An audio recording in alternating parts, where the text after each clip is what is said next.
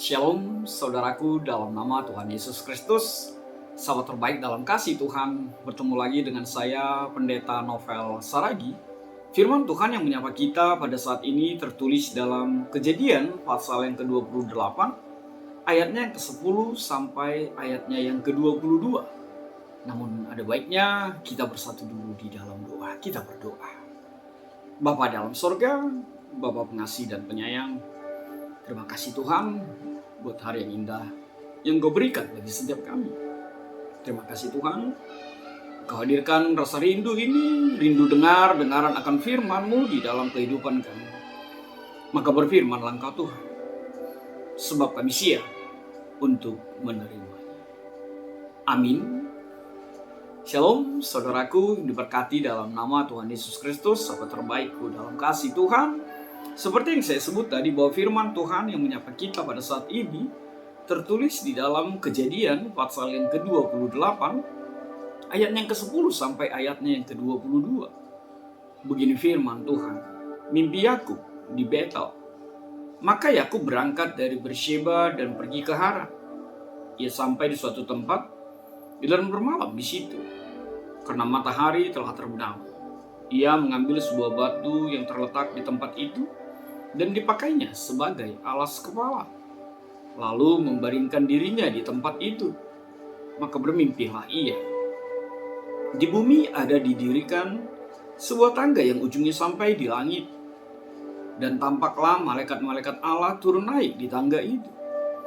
Berdirilah Tuhan di sampingnya dan berfirman, Akulah Tuhan, Allah Abraham nenekmu, dan Allah Ishak.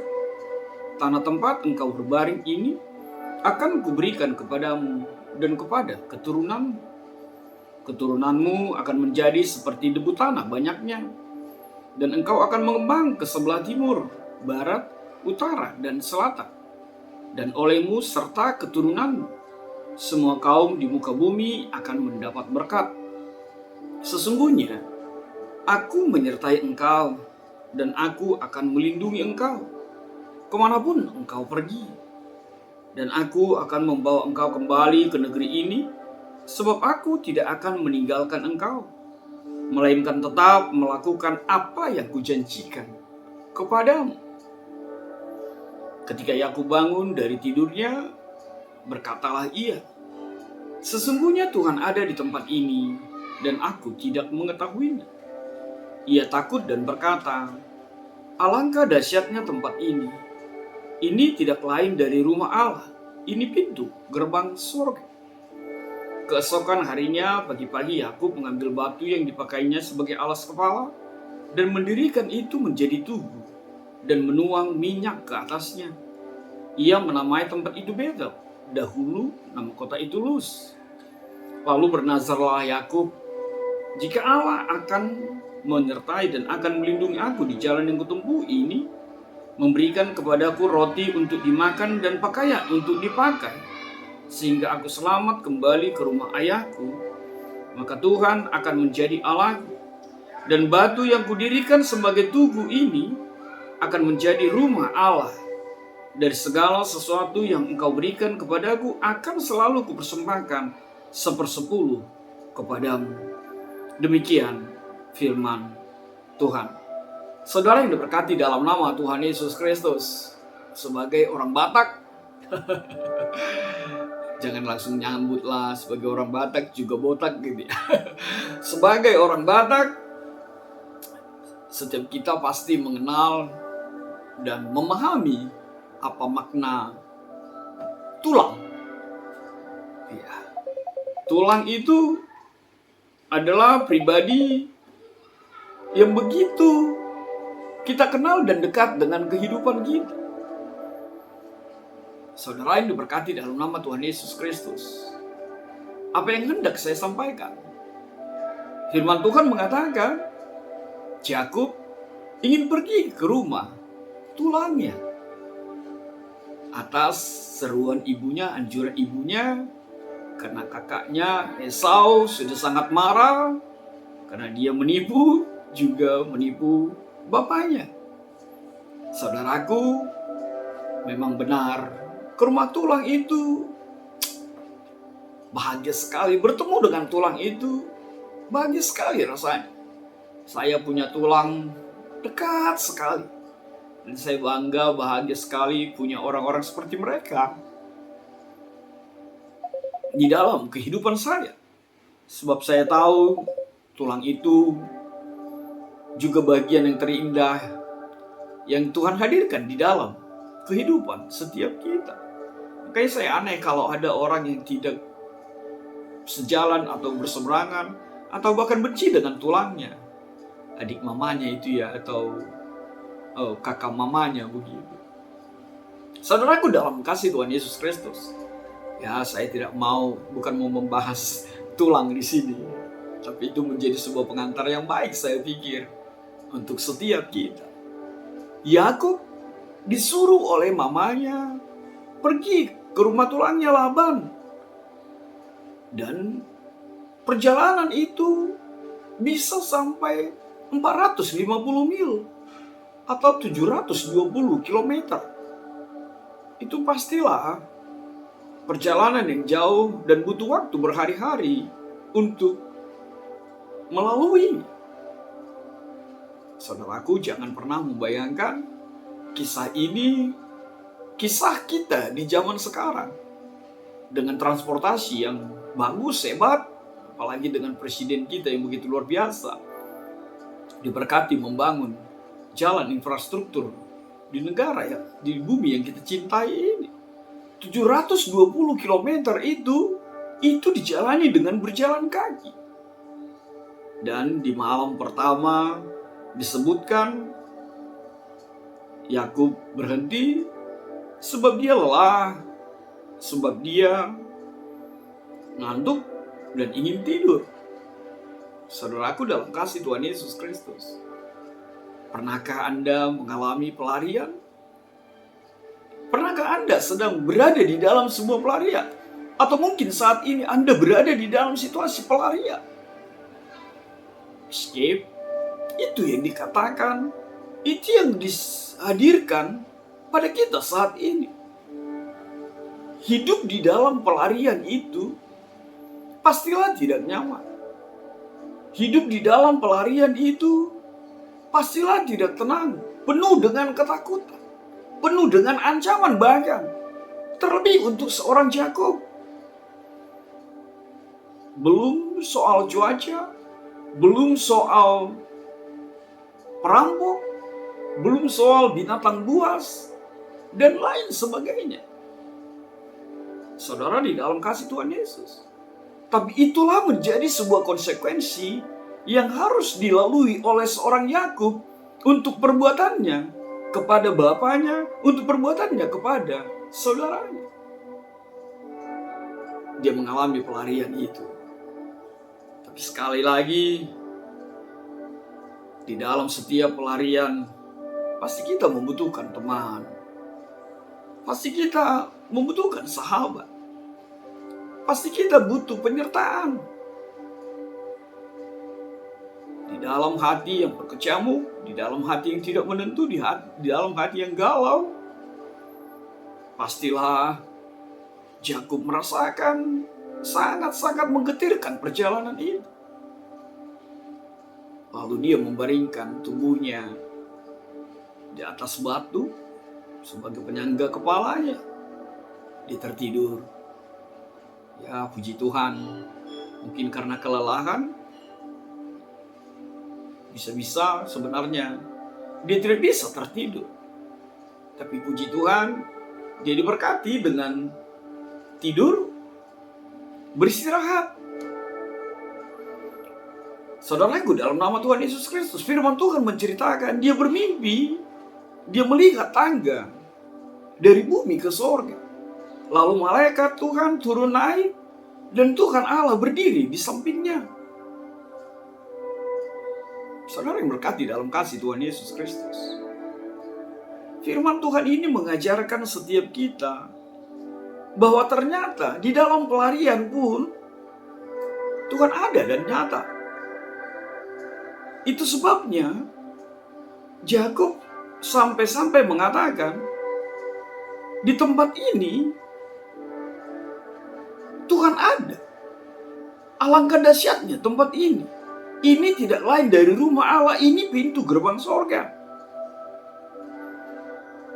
Ternyata firman Tuhan mau mengajar setiap kita bahwa Tuhan itu omnipresent. Dia adalah Allah Bapa yang selalu hadir di dalam hari-hari setiap kita. Dan tidak ada satupun tempat di muka bumi ini yang bisa menghalangi hadirnya Allah di dalam kehidupan kita. Firman Tuhan ini menyatakannya. Bahkan ketika suasana gelap, bahkan ketika suasana hening, bahkan ketika sepertinya tidak layak menurut ukuran manusia, hadir Allah ada di dalam kemahakuasaannya. Itulah mengartikan bahwa Allah itulah yang punya dan berotoritas di dalam seluruh perjalanan kehidupan kita, perjalanan kehidupan dunia ini. Dan lihatlah dalam mimpinya Allah memberikan janji kepada seorang Yakub dengan mengatakan, sesungguhnya aku menyertai engkau, aku akan melindungi engkau kemanapun engkau pergi. Aku akan membawa engkau kembali ke negeri ini. Aku tidak akan meninggalkan engkau. Dan apa yang kujanjikan akan ditepati oleh Allah. Janji ini sama dengan janji kepada Abraham dan Ishak. Dan hal yang semakin luar biasa adalah ketika Tuhan berjanji bahwa keturunannya, padahal Yakub sendiri belum menikah ketika itu. Tapi itulah sebuah janji yang dinyatakan. Maka itu sebabnya Yakub meresponnya. Kalau Allah itu menyertai aku, kalau Allah itu memberkati aku dengan makanan, pakaian, dan membiarkan aku selamat sampai ke rumah Allahku, ke rumah Bapakku, kudirikan tempat ini sebagai tugu menjadi rumah Allah. Respon yang luar biasa yang kita bisa temukan di dalam kehidupan seorang Yakub. Dan itulah menjadi sebuah bukti ketika seseorang itu bertemu dengan Tuhan. Perubahan nyata akan terjadi di dalam hidupnya. Yakub berubah. Yakub bahkan bernazar. Yakub bahkan menyatakan sikap di dalam statementnya. Saudara yang diberkati dalam kasih Tuhan Yesus Kristus. Bukankah memang setiap kita hidup di dalam janji kepada Allah? Lalu apa yang bisa kita buat menjadi kekuatan di dalam kehidupan kita? Mengaplikasikan, merefleksikan akan janjimu kepada Allah dalam kehidupan kita. Langkah itu dilanjutkan dengan dia mengganti nama tempat itu yang tadinya Luz. Luz itu berarti tempat perlindungan, diganti dengan nama Betel yang berarti rumah Allah. Saudaraku dalam kasih Tuhan Yesus Kristus, tindakan itu menjadi sebuah kekuatan buat seorang Yakub dan buat kita. Bahwa dimanapun Tuhan berkenan, di sanalah tempat. Bahwa dimanapun Tuhan hadir dalam kehidupan kita, itu adalah rumah Allah. Bahwa dimanapun situasi kehidupan kita, perjumpaanmu dengan Tuhan, perjumpaanmu dengan orang-orang yang memancarkan wajah Allah, di sanalah ada Tuhan, di sanalah rumah Tuhan itu.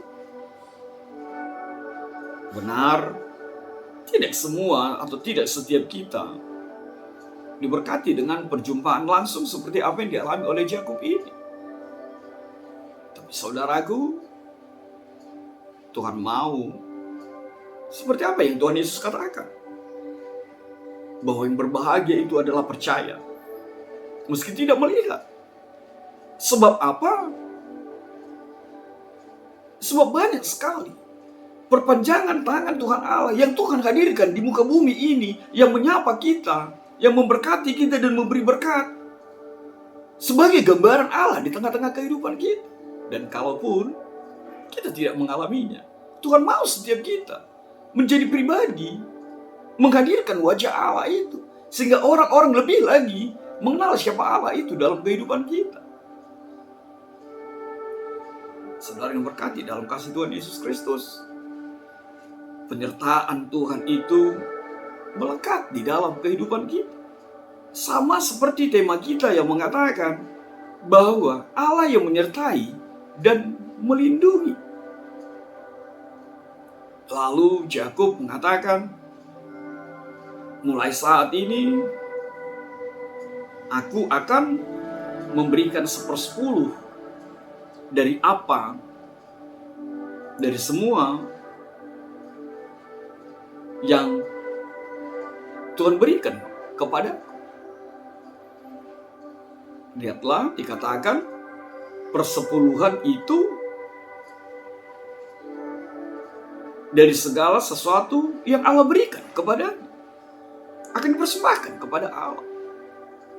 Saudara yang diberkati dalam kasih Tuhan Yesus Kristus, masihkah Anda memberikan 1/10? Walau mungkin itu bukan menjadi penegasan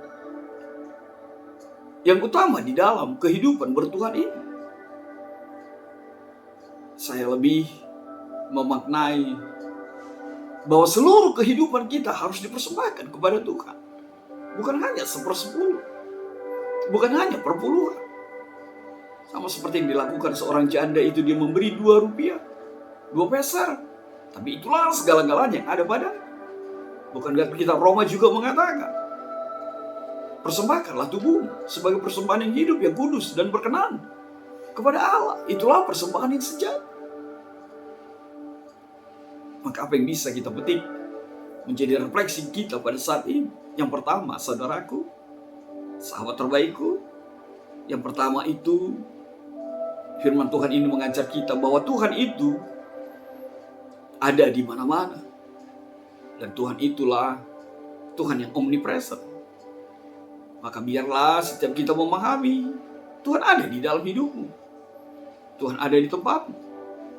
Dan karena Tuhanlah yang menguasai dunia dan kehidupan ini. Yang kedua, tak satu pun di antara kita yang tahu perjalanan kehidupan seseorang. Sama seperti Yakub itu.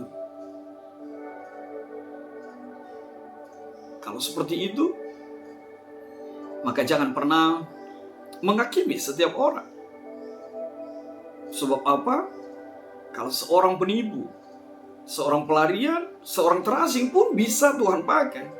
Bahkan Tuhan sertai, bahkan Tuhan berkati. Lalu siapa yang mengangkatmu menjadi pribadi yang menghakimi perjalanan kehidupan seseorang dalam kehidupan kita? Yang ketiga, banyak cara dipakai Tuhan menjumpai anak-anaknya. Tapi satu hal yang pasti, biarkan Tuhan yang punya cara itu. Dan jangan pernah berpikir seperti apa yang ada di dalam pikiran.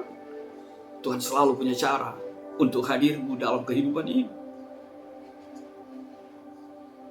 Yang keempat, pemeliharaan, penyertaan, serta lindungan Tuhan itu begitu luar biasa dalam kehidupan kita. Bahkan sama seperti Yakub, di dalam tidurmu pun Tuhan bekerja. Tuhan berkarya, Tuhan berencana. Bahkan Tuhan memberkatimu dengan janji-janji yang selalu ditepati. Bukankah firman Tuhan yang mengatakan, Mazmur 121 ayat yang keempat itu, sesungguhnya tidak terlelap dan tidak tertidur penjaga Israel.